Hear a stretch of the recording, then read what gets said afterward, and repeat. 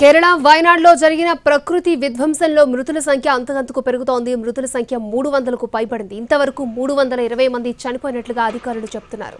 కొండ చర్యలు విరిగిపడి జలప్రళయం సంభవించిన చురాల్మల ముందక్కైలో గాలింపు సహాయక చర్యలు కొనసాగుతున్నాయి. బురదలో చిక్కుకుపోయిన మృతదేహాలను వెలికి తీసేందుకు ఎన్డీఆర్ఎఫ్ ఆర్మీ బలగాలతో కేరళ ఎమర్జెన్సీ టీమ్స్ ప్రయత్నిస్తున్నాయి. శిథిలాలు తొలగించే కొద్దీ మృతదేహాలు బయటపడుతూనే ఉన్నాయి. ఇప్పటికింకా 240 మంది ఆచూకీ తెలియడం లేదు. వారి కోసం సహాయక బృందాలు గాలిస్తూనే ఉన్నాయి.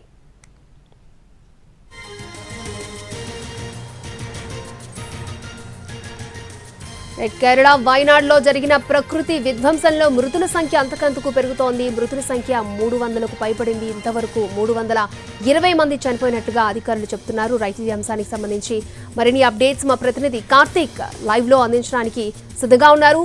కార్తీక్,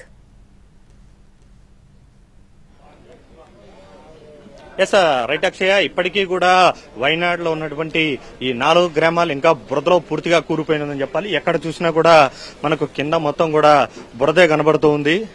దాదాపు 320 మంది ఇప్పటి వరకు కూడా చనిపోవడం కూడా జరిగింది. ఈ ఘటనలో ఇప్పటికీ కూడా పూర్తి స్థాయిలో ముండక్కై అనే గ్రామం ఇంకా కూడా అక్కడికి చేరుకోలేనటువంటి పరిస్థితులే ఇంకా ఉన్నాయని చెప్పాలి. మొత్తం ఇప్పుడు మనకు కనిపించేదంతా కూడా ఎన్డీఆర్ఎఫ్ టీం కు సంబంధించినటువంటి సిబ్బంది. మొత్తం అన్ని షాపులు అన్ని కూడా మొత్తం బురదలోనే ఇంకా ఉన్నటువంటి పరిస్థితి. అయితే ఒక గుడ్ న్యూస్ ఏంటంటే ఇంతటి బాధలో కూడా ఎవరైతే రెస్క్యూ ఆపరేషన్ కోసం చేయాల్సినటువంటి ముండక్కై గ్రామానికి ఇప్పటి వరకు కూడా ఎవరూ చేరుకోలేదు. ప్రస్తుతం ఏదైతే ప్రధానంగా భావించేటువంటి ఆ బ్రిడ్జ్ అనేది కూడా నిర్మాణం అనేది కూడా జరిగిపోయింది.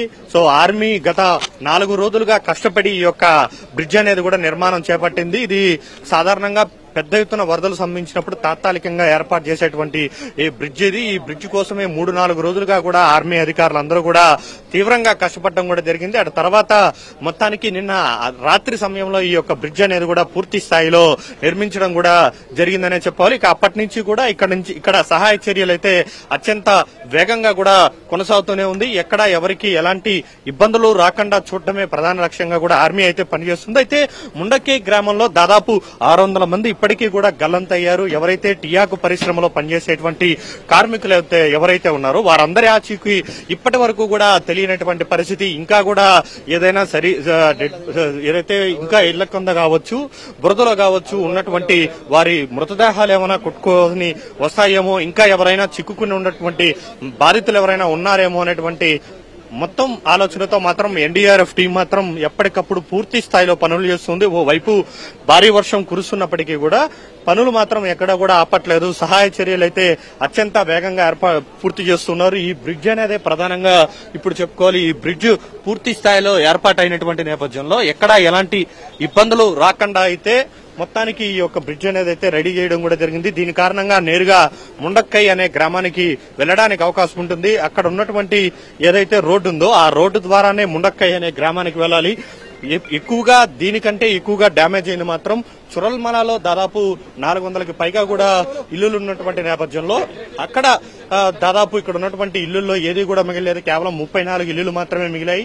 అయితే ముండక్కై గ్రామంలో మాత్రం 600 మంది కార్మికులు పనిచేస్తున్నారు అక్కడ తేయాకు తోటలో. ఇప్పుడు ప్రస్తుతం వారెవరూ కూడా లేదు. ప్రస్తుతానికి ఆర్మీ ఉన్నతాధికారులతో పాటు అందరూ కూడా ఆ గ్రామానికి చేరుకోవడానికి రెడీ అవుతున్నారు. అందరూ కూడా ఆ గ్రామానికి వెళ్లి ఇప్పటి వరకు నిన్నటి వరకు కూడా ఆ గ్రామానికి ఎవరూ కూడా వెళ్లనటువంటి పరిస్థితి. ఈ నేపథ్యంలో ఇప్పుడు మొత్తం ఎంటైర్ ఆర్మీ అంతా కూడా ఆ గ్రామానికే కదిలి వెళ్తున్నటువంటి దృశ్యాలు అనేది కూడా మనం చూడొచ్చు. ఎందుకంటే అత్యంత ఎఫెక్టివ్ అయినటువంటి గ్రామం ముండక్కై. తొలిత ప్రమాదం జరిగింది అక్కడే. ఒకరిద్దరు కాదు, దాదాపు 600 మంది కార్మికులు అక్కడే పనిచేస్తూ ఉన్నారు. ప్రస్తుతం వారెవరూ కూడా లేనటువంటి పరిస్థితి ఏర్పడింది. సో ఈ నేపథ్యంలోనే వారందరినీ కూడా కాపాడడానికైతే పెద్ద ఎత్తున సహాయక చర్యలు అయితే కొనసాగిస్తూ ఉన్నారు. ఒకవైపు బ్రిడ్జ్ అనేది ఏర్పాటు చేస్తూనే మొత్తం ఆ పక్కనటువంటి మొత్తం చురల్మల ప్రాంతాన్ని మొత్తాన్ని కూడా పూర్తి స్థాయిలో ఏదైతే ఎన్డీఆర్ఎఫ్ సిబ్బంది జల్లెడ పడుతున్నారు. మరొక వైపు ఆ ముండక్కై గ్రామానికి వెళ్లడానికి చూస్తున్నారు.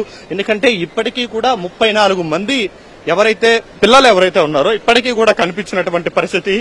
దాదాపు ఇప్పటి వరకు 1600 మందిని రెస్క్యూ ఆపరేషన్ ద్వారా కాపాడితే ఆ కాపాడిన వారిలో వారి కుటుంబ సభ్యులు చెప్పినటువంటి వివరాలు కావచ్చు, ఏదైతే తల్లిదండ్రులు చెప్పినటువంటి వివరాలు కావచ్చు, వాటన్నిటినీ పరిశీలిస్తే ఇప్పటికీ కూడా ఒక చురల్మల గ్రామంలోనే దాదాపు 180 మంది తప్పిపోవడం కూడా జరిగింది, ఇంకా అదృశ్యమయ్యారు.